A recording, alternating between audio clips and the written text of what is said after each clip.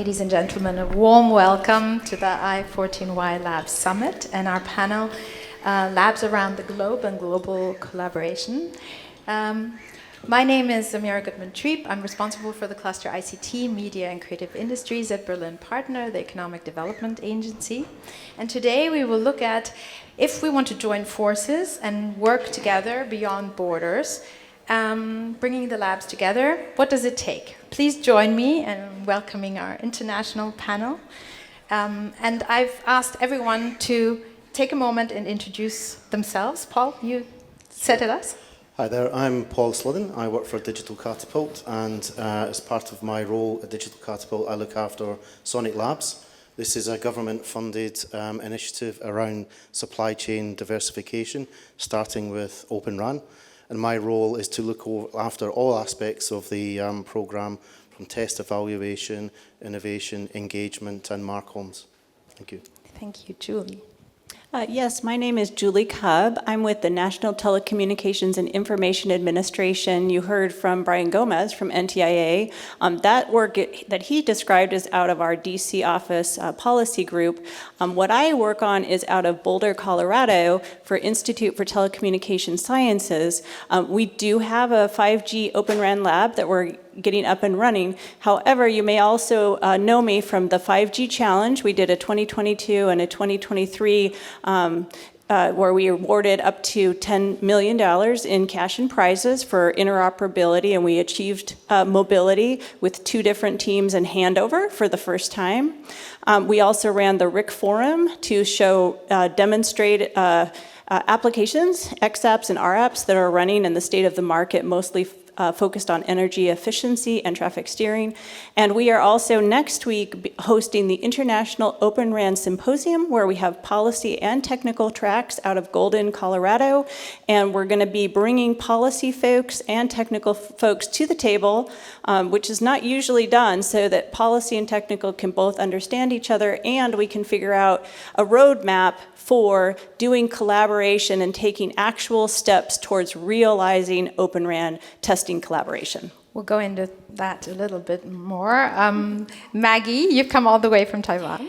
Yeah, hello everyone. This is Maggie Chao from ITRI Taiwan. ITRI established a 5G Open Network Lab in 2020, which is fully supported by the Taiwan government. We are also one of the TIP committee labs, so we can conduct the Beijing testing. So we work very closely with our local partners, so we can support our Taiwan companies to gain the badge from TIP. Also, we can conduct the pre-test for the local operators for their Open RAN solutions. And starting from this year, we start to work with the global testing partners, and we look forward to discuss more. And now Katja. Hello, goodbye. Is it working? Yeah, yes. Now it's working. So I'm with i14y Lab right from the beginning. So, and that is, I'm really happy. I'm with Deutsche Telekom, so we have 11 partners. It's partially funded by the Ministry of Digitalization and Transport. And I think you heard a lot about the i14y Lab to do, so I give the word back to you, Amira. And now, my role is strategy, positioning, a lot of everything. You know, what is needed to set up the lab?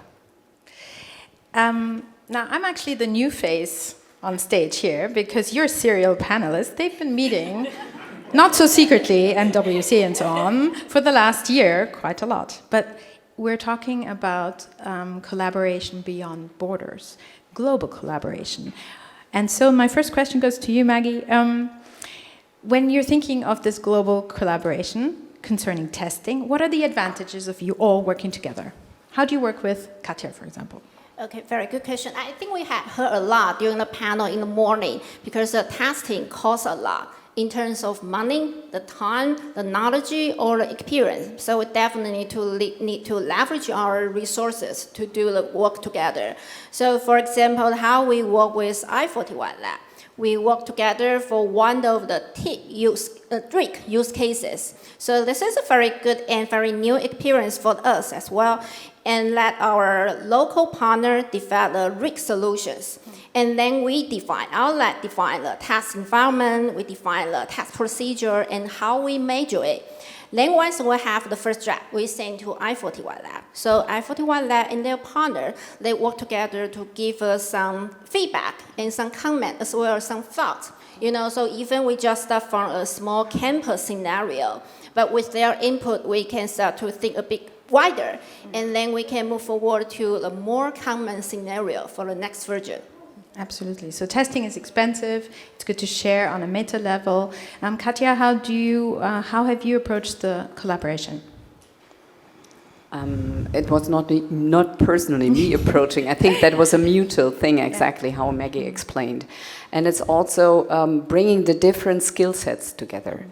And as we have, I don't know how many rounds we already had giving feedback on the use case 9, it makes clear there is a different approach what you are doing and then the feedback coming from our side. And that enriches then the whole test plans and the specification. So to make it really, to build the basis for the comparability and then also for this repeatability. And we are looking forward to the results then, running the first test, and once you have done that in your lab, how we can do that in our lab, and then really compare that. And that is important. So the feedback loop, to actually get the information and then be able to share. Exactly. It is about sharing, it's about the openness, but to be honest, I mean, we have signed an MOU. Trust is a good thing, but on the other hand, you also need to have some certain basis here. Absolutely. Paul, you were telling me about the indoor and outdoor lab. How do you approach it in London? Yeah, sure. So we've had 5 cohorts of work. We're on a 5th cohort of work, and presently we've got 7 vendors, 11 products across RU, CU, DU, and RIC in our labs right now. And we are very much focused along the pathway to deployment. And in terms of that, we did some consultation with the MNOs in the UK. And they're very much keen to evaluate not just the equipment in a lab environment, but then taking it to real-world scenarios. So in our office in London, we have implemented an indoor private network configuration. So we've got 9 RU configurations along 2 floors, which we can then use various vendor combinations to evaluate performance and real user experience in an indoor environment. In addition to that, we have an outdoor network in central London comprising of 2 macro cells. This is rooftop cells with 7 small cells in between. And these are actually deployed on real MNO type cell configurations. And so we're very keen, and the MNOs in the UK are telling us exactly the same thing. They're very keen to work with us to understand how we can move beyond just essential end-to-end and IoT testing to really look at real performance as seen by a typical user. So multi-vendor is absolutely essential. Katja mentioned trust, and I know that you signed an MOU this morning, That's I right. think. And why is that important, to give that trust, to be able to work together, because you're also a platform where many people should come together? Sure. So yeah, I'm very happy to announce we do have that MOU signed.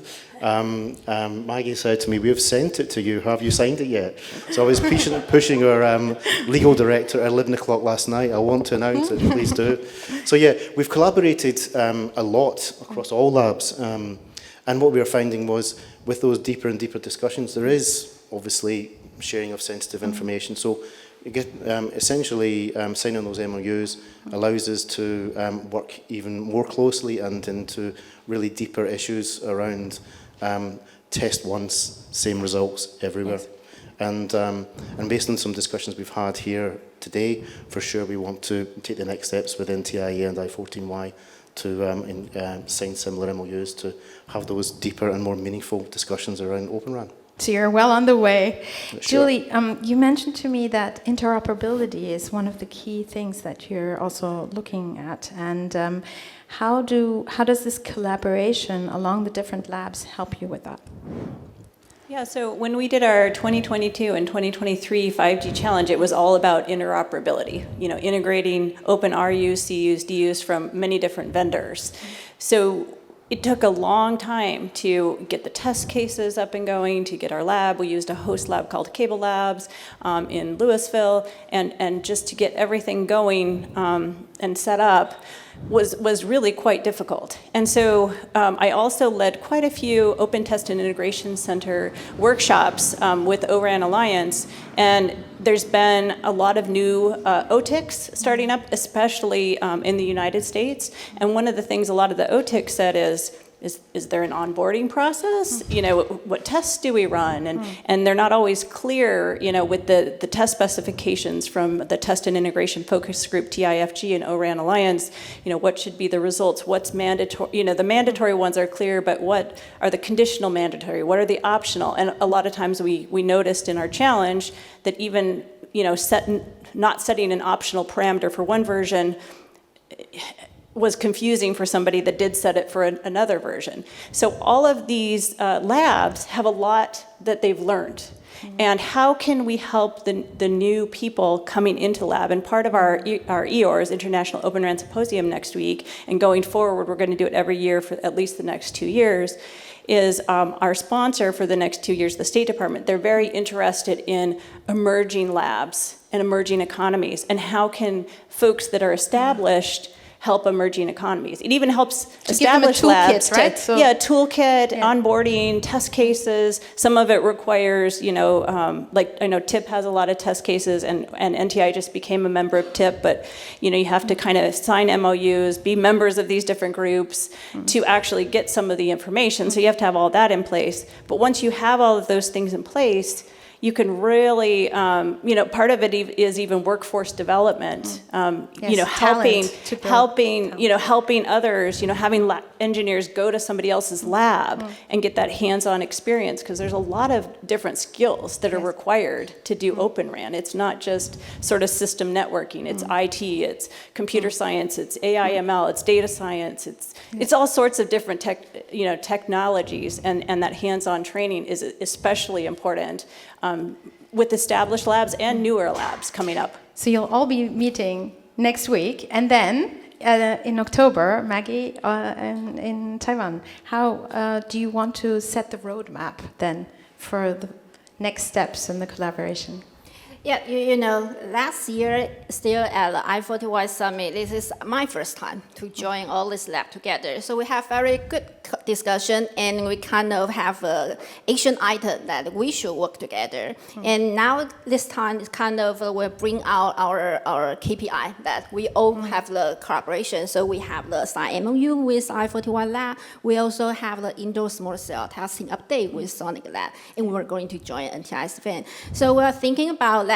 We have the individual collaboration, and next year maybe three of us can work together, and at Julie's event that we can share our experience, how we can work there. You know, it's very important that NTIA organize a year's event, because they are able to invite the stakeholder globally.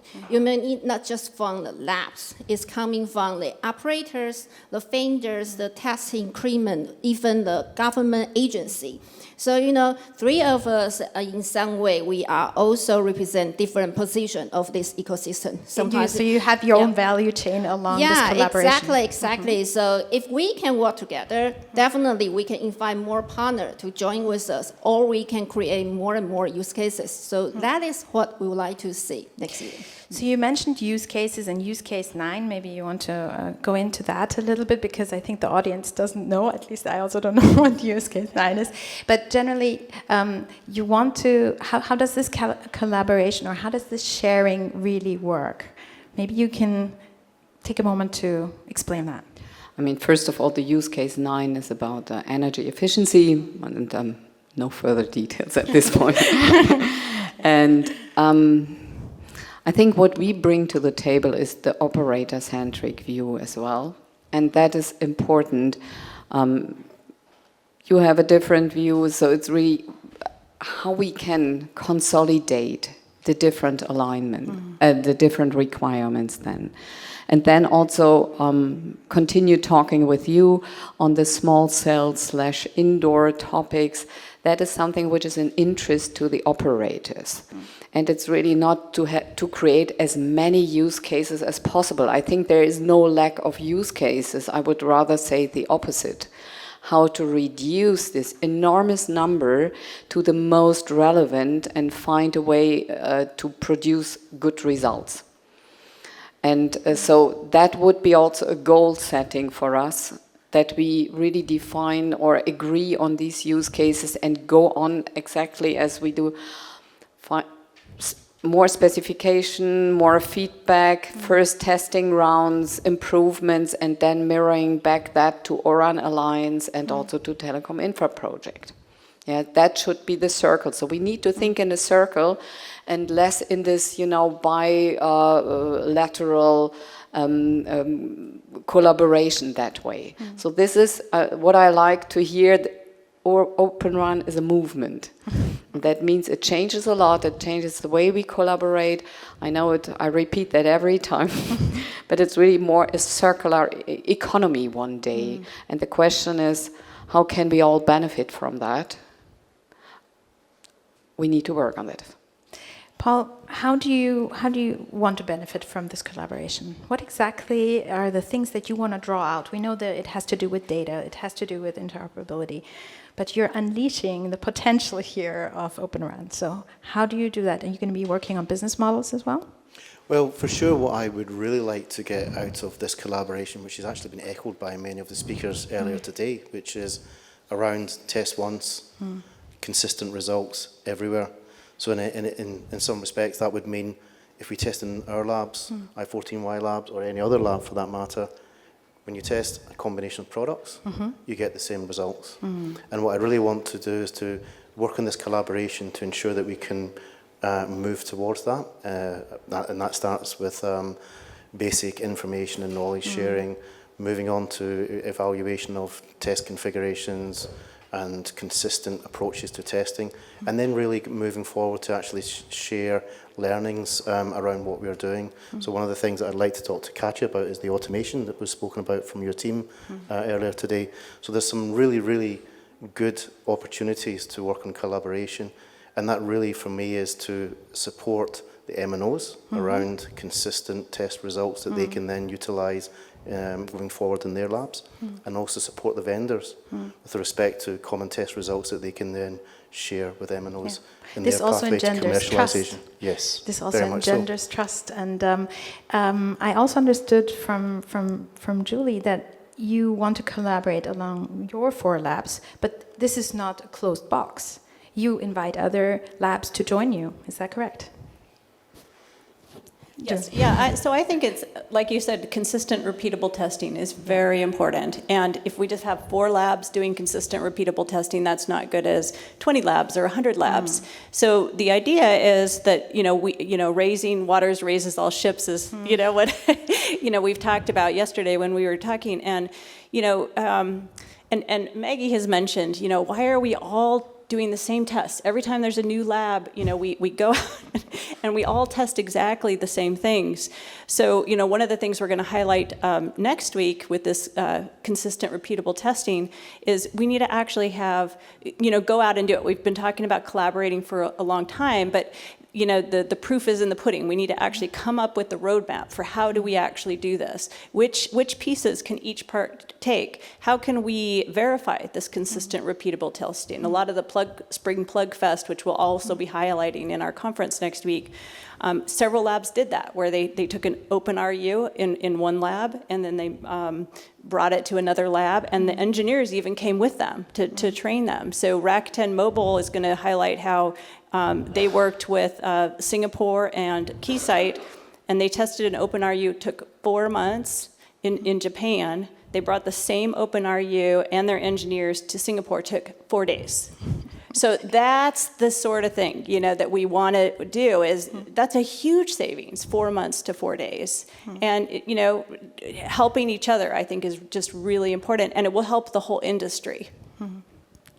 How do you, looking at the time, now you've started this journey together, could each of you take a moment to say what it is you really wish to get out of this collaboration in the next step? Maggie, do you want to start? Yeah, one of the reasons that Taiwan would like to establish is that we are one of the Open RAN supplier hometown. So we have to say we try to promote our solutions to the global ecosystem partner. And our vendors says they always need to do testing in different places. So one of the things that why we like to work with the different lab is because we can know the requirement directly, so that we can know the requirement from the European region directly. And we can also know different facility from Sonic Lab. So one of the things is that both of us, we and Sonic Lab, we had different testing activity, but some of the vendors are the same.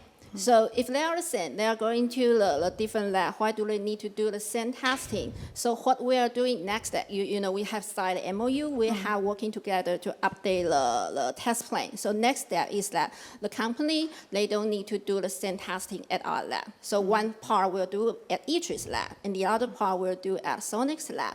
And then we will share the result and then get a badge or other certification from both of them. So that is what we would like to do to shorten this, and then we can share this kind of result to our local operators. So I think that is what we try to do during this lab collaboration. Wonderful. Katja, what about you? I think that I would focus on two things. The one is to strengthen the position of such a lab, such an i14y lab, so to facilitate between the vendors or the ecosystem and the operators, because that requires a lot of work and really to reduce that effort and to get into this role. The other part would be to foster certification and the value of certification, because it requires that it will be accepted as a precondition whatsoever when you collaborate with operators, and that a certificate is not just another hurdle, but that it comes with a value which stands for trust, whatever, but something that quality has been also. Yeah, exactly. So that would be something where I hope we can work on to bring that on the road, because that cannot be done by just one party alone. I think Katja has addressed something very important, because you have in that already the feedback loop that then has an importance for all your customers and the other stakeholders. Paul, how do you see it? Yeah, I very much agree with all of the points that Maggie and Katja have just made. For me, building upon that, what we really want to get to is to the point where we have a lot of trust from the MNOs around everything that we do collaboratively. And so that the certification and badging that we've just talked about and Katja touched on is really, really meaningful for the MNOs. So what MNOs did mention today, it's not just about end-to-end testing and IoT testing. They're really interested around performance and what how the product will perform in their environment. So what I'd really like to also add to that is the engagement that we have with the MNOs in the UK, build upon that, and then build test cases that are really driven around our end customer, which is the MNOs and supply chain diversification. So it's a tailored approach to their needs. Julie, do you want to finish up with your view? Yeah, so especially for EORs that's coming up next week, we want to define very concrete near-term, mid-term, and long-term goals for both collaboration from the labs in the conference itself, what we're going to do outside of the lab. So we're going to be meeting multiple times in addition to the yearly symposium.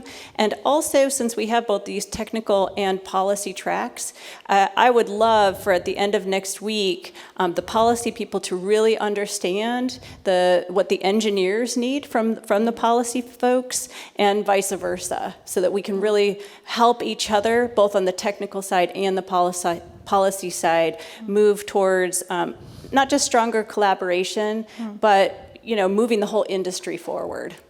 You mentioned the policy now, and I need to go into that one for a second, because last year there was a new subsidy for testing and experimentation, and it was really that the government was interested in supporting this to have labs and a testing environment. And do you expect the funding to come from the government more, or in the direction of the industry? How do you see that?